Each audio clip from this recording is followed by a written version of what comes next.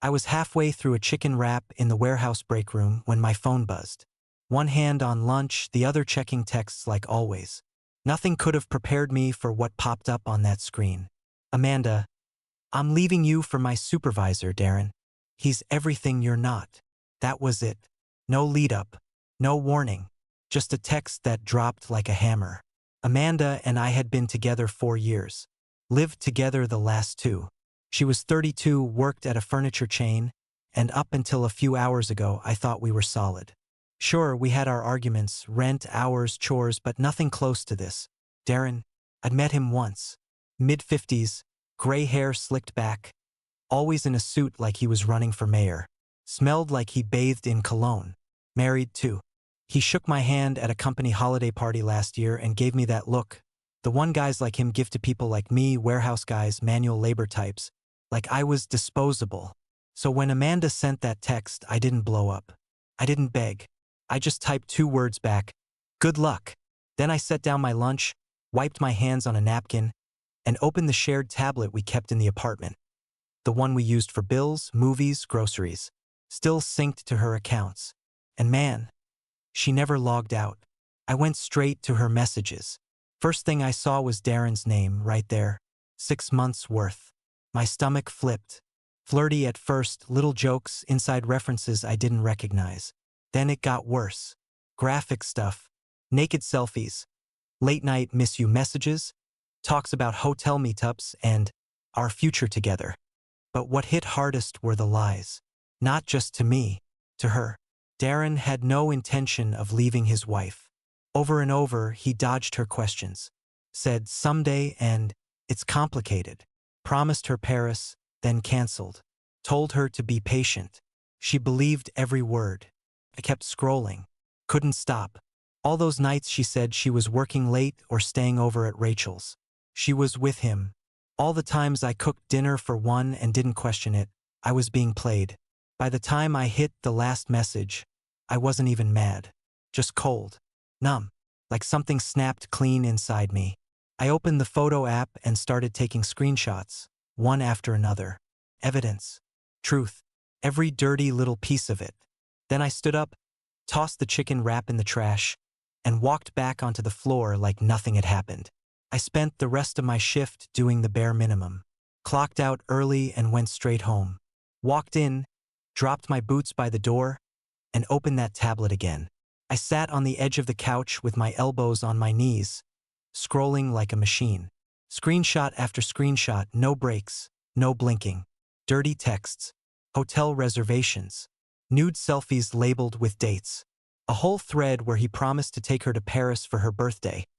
Amanda said it'd be her first real vacation. Darren replied, "Can't wait to see you in a dress with no panties." Class act. But the pattern stood out the most. Every time she asked when he was leaving his wife, he'd dodge. Still complicated. Timing's not right. Don't rush me. 6 months of leading her on, giving just enough to keep her loyal and stupid. Amanda had no idea. She thought she was moving up in life. After an hour, my eyes burned. I uploaded everything to a cloud folder. Labeled it Amanda Darren Receipts. Just facts. No emotions. Then I picked up my phone and called Curtis. He was a housing inspector and owned a couple duplexes. Smart guy. Reliable. "Yo, man," I said. "Got a legal question. Hypothetical." Curtis didn't miss a beat. "It about Amanda?" "Yeah. She's not on the lease, but she's lived with me 2 years. She just blew it all up. How do I handle the move out?" He didn't even ask for details. "Let her leave voluntarily. Don't touch her stuff. Once she's gone, change the locks. Document everything. You don't want her claiming you threw her out illegally." I nodded, even though he couldn't see me. "Appreciate it. Take the high road, bro. Let her hang herself." I hung up and got back on the tablet. I wanted to sit there all night, but I had one more thing to do. I opened a browser, pulled up the furniture company's public site, and searched the corporate contacts. Took a couple clicks, but I found her.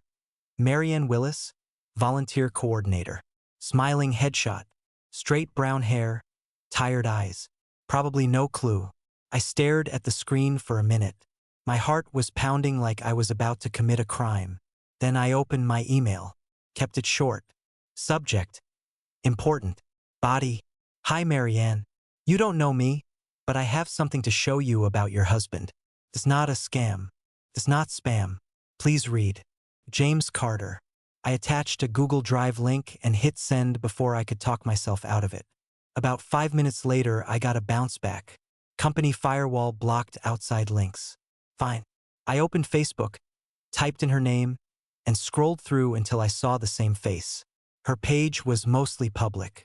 Family pics, volunteer work, Bible study quotes. She looked normal. Too normal for the circus Darren was running behind her back. I clicked message and wrote, "Hi Marianne. Sorry to message you like this. You don't know me, but I have something you need to see. It's about your husband. I'm not trying to start drama. I just think you deserve to know." Didn't attach anything yet. Wanted to see if she'd respond first. I hit send. My hands were sweating. I don't get nervous easy, but this felt like pushing a button you can't unpush. I stared at the screen for 10 minutes. Nothing. Then 20. Still nothing. I got up, grabbed a beer from the fridge, and took a long pull. Sat back down. Refreshed the page. New message. From Marianne. "Okay. I'm listening." Marianne called me within half an hour. Her voice was calm but steady, like someone who already knew bad news was coming. "You said you had something I need to see," she said. "I do. And I wish I didn't." "Then send it." I opened my laptop, copied the folder link, and emailed it straight over.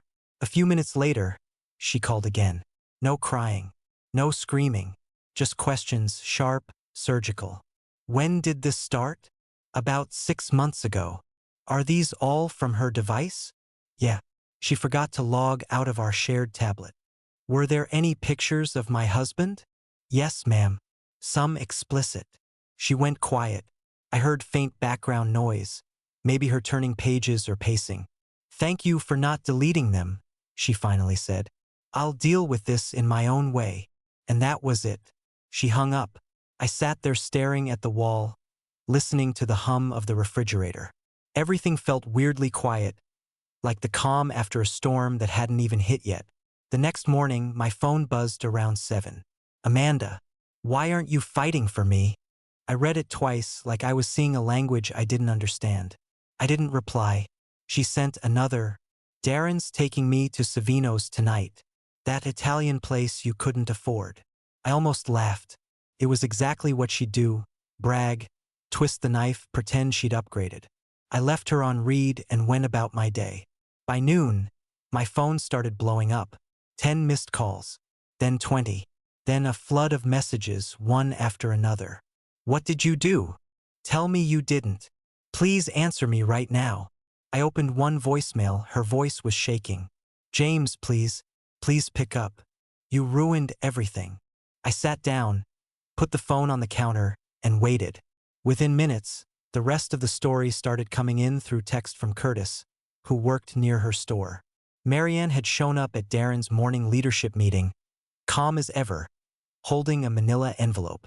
Right there in front of his regional team, she slid divorce papers across the conference table and said, "You'll be hearing from my lawyer." Then she walked out. Amanda had been in the building too, bragging probably about Savino's. Corporate HR got wind of it before lunch. Security came, took her badge, and walked her right out the front door. By 2 p.m., she was jobless. By 3, she was calling me nonstop. When I finally answered, I didn't say anything, just listened. "What did you do?" she cried. "They fired me. Darren won't even talk to me. His wife showed up and embarrassed him in front of everyone." I waited until she ran out of words. "Guess he's everything I'm not, huh?" "You're not funny," she yelled. "You destroyed my life." I let out a breath. "No, Amanda. You did that yourself." She went silent. I could hear her breathing, shaky and fast. "You didn't have to tell her. She deserved to know. You always act so righteous," she hissed. "Like you're better than everyone." I almost laughed again. "No, I just don't cheat on people who pay half the rent." There was a long pause, then the line went dead. I leaned back in my chair, phone still in my hand, staring out the kitchen window. The sun was hitting the fence just right, and for the first time in days I felt something close to relief. Not happiness, just release. Curtis texted a few minutes later, "Bro, you made the news." Darren's name's trending on Facebook. Corporate meltdown. I opened the app and saw the posts flying. Employees gossiping, people quoting anonymous sources. Marianne's name getting mentioned as a hero wife exposing corruption. Amanda's profile went private. Darren's too. By sunset, everything they'd built. All the lies, the sneaking around, the secret plans had gone up in flames. And I didn't even have to lift a finger after sending one email. Saturday morning came fast. I was already up when the knock hit the front door. Didn't bother looking through the peephole.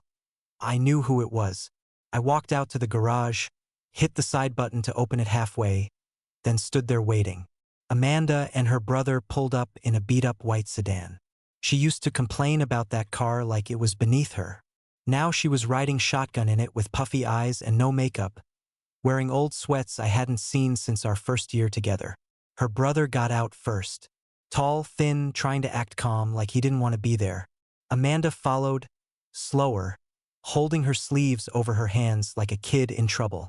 "I boxed up everything," I said, motioning to the 10 plastic tubs stacked against the wall. "Clothes, shoes, your makeup, laptop, mail, even your dumb air fryer." Her brother gave a little nod.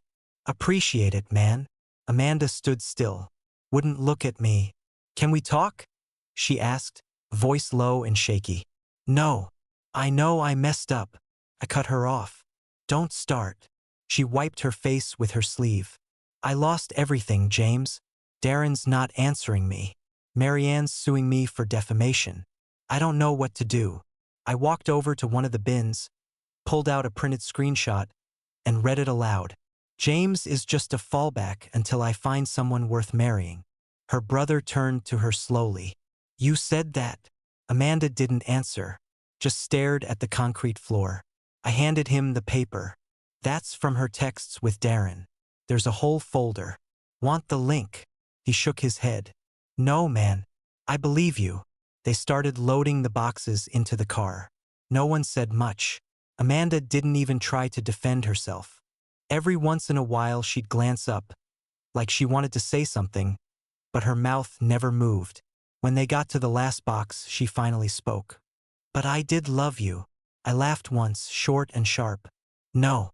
You loved the rent-free apartment and split bills. You loved not paying utilities. You loved convenience." That hit. Her face twisted, like the truth tasted worse than anything she expected. Her brother looked back at her. "Let's go." She walked around to the passenger side, but turned back one more time. "I didn't mean for it to go this far." "Yeah, you did," I said. "You just didn't think you'd lose." They got in the car and drove off, slow and quiet. I watched the taillights disappear down the street, then lowered the garage door and turned off the light. Not even a full day after Amanda drove off, her friend Rachel messaged me out of nowhere. I told her Darren was a player. "He's done this before." I stared at the text for a second. "You serious?" I replied. Rachel sent back a whole paragraph. Said Darren had a habit, young, insecure girls at work. Said this wasn't the first time he pulled the married boss act. Most of them kept quiet because corporate always swept it under the rug. HR covered for him, upper management looked the other way. "But Marianne's done being quiet," she wrote. "She's coming for all of them." That caught my attention. Turns out, Marianne wasn't just filing for divorce. She was pressing harassment charges, too. She'd already pulled emails, calendar invites, employee complaints, even text logs. She had receipts going back years. The guy hadn't just screwed over his marriage. He'd put the entire company on the line. Meanwhile, Amanda started playing victim. I saw the first signs of it when she posted a black square on Instagram with some vague caption, "Not everyone tells the whole truth." Then came the real performance. Her cousin made a long Facebook post claiming Amanda was taken advantage of by an older, powerful man, and that her ex-boyfriend was emotionally abusive and controlling. I didn't say a word. I just dropped 3 screenshots in the comments. Amanda bragging that Darren paid for her nails. Amanda mocking me for being too loyal. Amanda calling me her safety net. Post got deleted within 15 minutes. I got blocked right after. Rachel messaged again. She's trying to spin it like she didn't know Darren was married. I sent her one of the screenshots. He literally said, "My wife's out of town," in his texts. "I know," Rachel said. "She's just panicking now." While Amanda was busy rewriting history, Darren's world started collapsing. People inside the company started leaking details. The regional VP posted some cryptic quote about cleaning house. A week later, Darren's name disappeared from the company website. Corporate put him on unpaid leave. No press release, just vanished. Word was Marianne had sent out binders, actual binders, to legal, HR, and their board of directors. Every woman Darren had targeted was getting contacted. Amanda tried texting me again, from a new number. Just one sentence. "You don't know what he promised me." I didn't respond. Rachel sent me one last message. She thought she was special. Darren made them all feel that way. By the second week, news was all over LinkedIn. Former employees sharing stories. Anonymous posts describing creepy comments, late-night texts, sudden promotions followed by sudden firings. Amanda wasn't just out of a job. She was radioactive. Nobody was touching her name. I sat on my porch one night, beer in hand, just scrolling, watching it all unfold. I didn't feel triumphant. I wasn't gloating, but I wasn't sorry either. They wanted to play dirty. I just handed everyone the mop. I was in the garage tightening a drawer slide on my workbench when I heard the knock. Firm, repetitive, not neighbor casual. The kind of knock that comes from someone who thinks they're owed something. I wiped my hands on a rag, opened the door to the driveway, and there he was, Darren, standing like he still had a title, like this was some business call. "We need to talk," he said. I didn't move. "We really don't. I'm not here to fight." He smiled, like that was supposed to settle it. "I just think we both got played." I leaned on the doorframe, arms crossed. "You blaming Amanda now?" He shrugged. "She was the one who kept pushing. I never promised her anything serious. She just kept showing up." I let that hang for a second.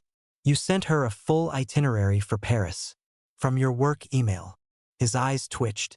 That ego didn't like being fact-checked. "Look," he said, lowering his voice. "You exposed me. I get it. But this whole thing, it's blown way out of proportion. You made it personal. You slept with my girlfriend for half a year and promised her a future while lying to your wife." He stepped closer. "I'm trying to fix this. I've got people calling my house. I've got HR breathing down my neck. Just name a number." I laughed. "You think this is about money?" He reached into his coat and pulled out a thick envelope. "Cash. Take this. Delete the folder. Walk away." I didn't even touch it. Marianne wants everything. And with what I gave her, she's got a hell of a shot. His jaw clenched. "She's bluffing." "Nope. She's building a case. You're her star defendant." Then it snapped. He moved fast. Faster than I expected for a guy his age. Took a wild swing at my face. He missed. I stepped back, easy. Just enough to watch him stumble forward like an idiot. "Get off my property," I said, loud enough for the neighbors to hear. "You think this is over?" He spat. "It is for you." I stepped back inside and shut the door. Locked it. He stood there a second, like he was waiting for a reaction. Then he got in his car and peeled out so hard he hit the curb. A few minutes later, my neighbor Sharon called. "Everything okay over there?" "Yeah," I said. "Just someone learning the hard way." She said she'd already called the cops. Guy looked unhinged. "You want me to give a statement?" "Only if they ask." The cops came 10 minutes later, but Darren was long gone. I gave them the plate number just in case. Told them I didn't want to press anything yet. Just wanted it on record. Then I texted Marianne. "Your boy just showed up. Tried to bribe me, then swung on me." She replied in under a minute. "Of course he did. He's predictable. Makes my case easier." I stared at her message for a moment, then typed back, Need anything else? Just stay alive till trial. 2 weeks later, Darren's name vanished from the company website. No announcement, no goodbye post, just gone. Rumor was, corporate was panicking over the lawsuits. HR was cleaning house, deleting files, locking down access. Marianne didn't disappear, though. She did the opposite. Started her own HR consultancy, focused on workplace abuse and power dynamics. Her first social post was a quote that read, "Silence protects the abuser, not the victim." Below it, she wrote, "Thanks for the motivation." Everyone knew who that was for. Amanda didn't comment. She couldn't. She was too busy trying to rebuild what she'd burned. Rachel told me she couldn't even get hired at a coffee shop. Word had spread through every local chain. Marianne had connections everywhere, HR directors, recruiters, regional managers. Amanda's resume hit their inbox and it was game over. She moved back in with her parents in Akron. Rachel said she was trying to stay positive, but that never lasts with people like her. One night, I got a message from an unknown number. The profile picture was a sunset. Message said, "I'm not asking for forgiveness. I'm just trying to survive." Didn't take a genius to figure out who it was. I blocked it before I could even think. A week later, I was mowing the front yard when a gray SUV pulled into the driveway. An older woman stepped out, Amanda's mom. I hadn't seen her since Christmas 2 years ago. Back then, she hugged me and called me the best thing that ever happened to Amanda. Now she looked like she hadn't slept in a month. "James," she said softly, clutching her purse. "Can we talk?" I shut off the mower. "Sure, but I don't know what you think I can do." Tears filled her eyes immediately. She made a mistake. She's sorry. She's not eating. She doesn't leave the house. Please just talk to her. She needs closure. I leaned on the mower handle and shook my head. Closure doesn't fix choices. She knew what she was doing. She's still my daughter. And she's still the woman who lied to me for half a year, I said. For years of honesty thrown away for a fantasy. That's not something I can fix. Her face crumpled. She opened her mouth to say something, then stopped. "You don't have any mercy in you, do you?" I sighed. I had plenty. She spent it all. She stood there a moment longer, staring at the ground. Then she turned, got back in her car, and drove off without another word. Later that night, Curtis called to check in. He'd heard about Darren through a friend who worked at corporate. "They're drowning in lawsuits," he said. "Marianne's unstoppable. Darren's lawyer bailed." "Good," I said. Curtis chuckled. "You know she sent Amanda that note, right?" "What note?" He laughed harder. "Handwritten. Said, 'Thanks for the motivation.' That's it." I actually smiled for the first time in weeks. "That's savage." "Yeah, she doesn't mess around. She's gonna make a career off this." I hung up and sat on the couch, scrolling through my phone. A few minutes later, a video popped up on my feed. Amanda. Same blank white wall behind her, trying to sound humble. "Hey, everyone. I've been through a lot lately," she started. "Sometimes people manipulate your kindness. Sometimes you have to rebuild. A healing journey TikTok." She tagged it #forgiveness and #growth. The comments weren't kind. People dragged her. Some mentioned Darren by name. One said, "Girl, you ruined your own life. Stop acting like the victim." She deleted the video within an hour. By midnight, another burner message came through. "You're really going to let me drown like this?" I stared at it, then blocked that one too. Actions have ripples. Some people call that karma. I call it cause and effect. The letter showed up a few days later. Real paper, real envelope, her handwriting on the front. 8 full pages inside, folded and stuffed like she couldn't get the words out fast enough. I didn't even open it. I stared at it for a second, then grabbed a Sharpie and scrawled across the front in big black letters. "No such person at this address." Walked it straight to the mailbox and dropped it in. Let the post office send it back to her. Let her get the message loud and clear. That night, I got a message from a name I didn't recognize. Turned out to be her sister. "You need to know something," she wrote. I didn't reply right away. I waited to see where it was going. She kept going. She's been lying to all of us. Said you were controlling, abusive, that you used her. Mom believed it. Still, I didn't answer. I didn't need apologies from strangers. Then came the hammer. Mom found her journal. Everything was planned. She was gonna leave you anyway. Just wanted Darren to take care of her first. She attached 2 photos from the notebook. Amanda's handwriting, clear as day. If I play this right, I won't need to work anymore. He said his wife has no prenup. That's huge. James will be fine. He's used to being alone. Another note listed property laws by state. Another had bullet points about splitting assets. Even though she wasn't on my lease, didn't own a thing in my name. Her sister sent one last message. We're done with her. She fooled us all. I blocked the number. Nothing more to say. Around the same time, someone sent me a picture of Darren. Grainy shot, looked like a cell phone photo taken from a car window. He was walking into an old apartment complex near the freeway, holding a plastic grocery bag in one hand and a 6-pack in the other.